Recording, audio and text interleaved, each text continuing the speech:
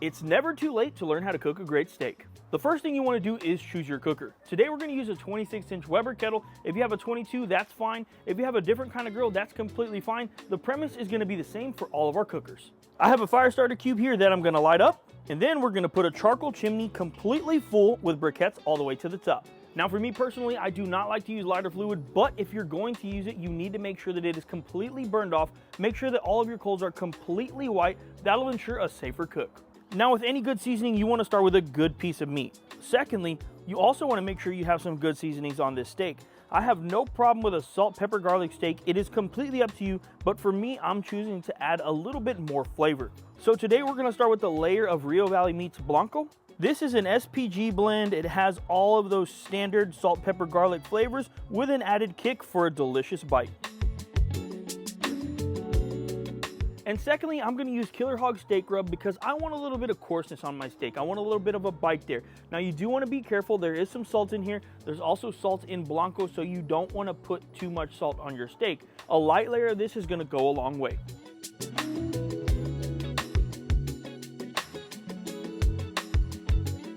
With any good piece of meat, you want to make sure you season very well, so we're going to flip this over and season the sides to make sure we get maximum flavor.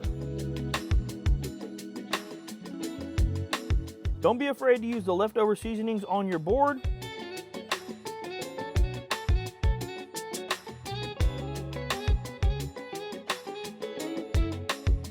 And then do the same exact thing to the backside.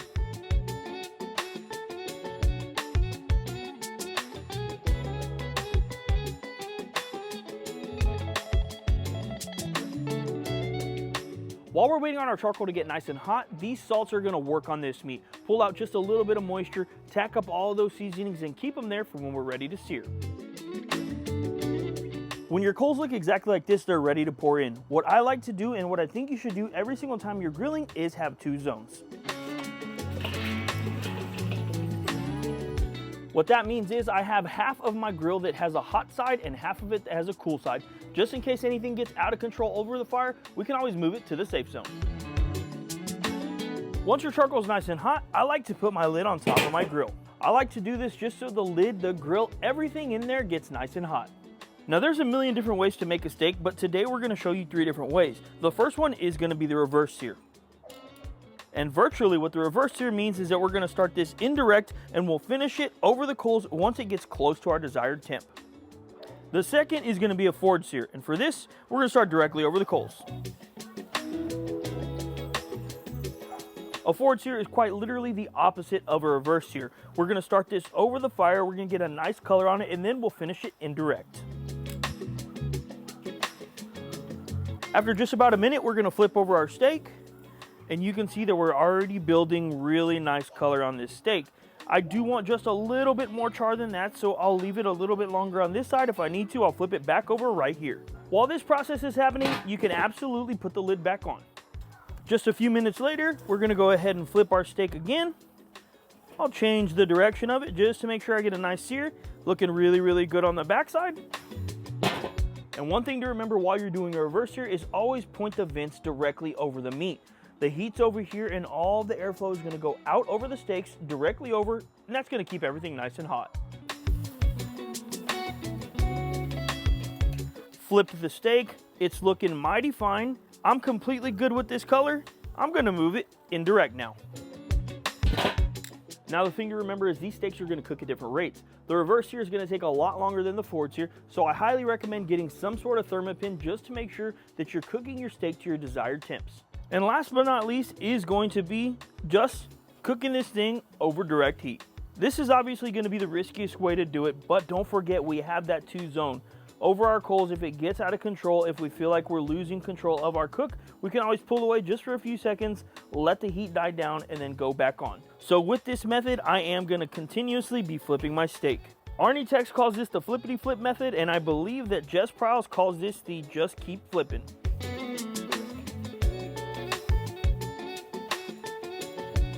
And like we talked about a little bit ago, you can see that the heat is getting really intense here. The flames are flaring up, so I can always pull this to the side, just let everything relax for a second, let my steak chill out, and then I can put it back over the coals whenever I'm ready.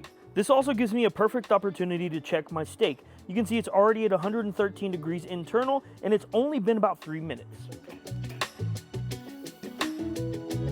The forward sear is done just a few minutes before everything else. And after about 2 more minutes of flipping, the steak that we cooked over direct coals is completely done. Our other 2 steaks are done, and our reverse sear is right at 108 degrees, 109 degrees internal. This is perfect. We're gonna sear this for around 1 to 2 minutes, and then we're completely done.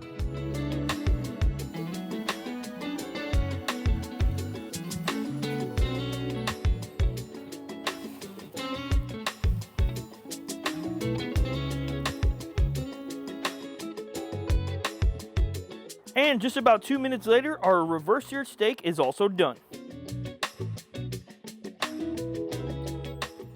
Reverse seared, forward seared, or directly over coals. For me personally, I really like a reverse sear. I feel like it's the most foolproof way to make a steak. Let's cut into it and see how we did.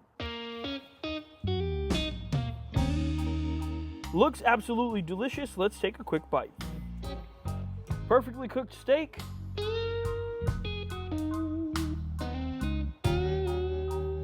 Absolutely delicious. It's never too late to learn how to cook a great steak.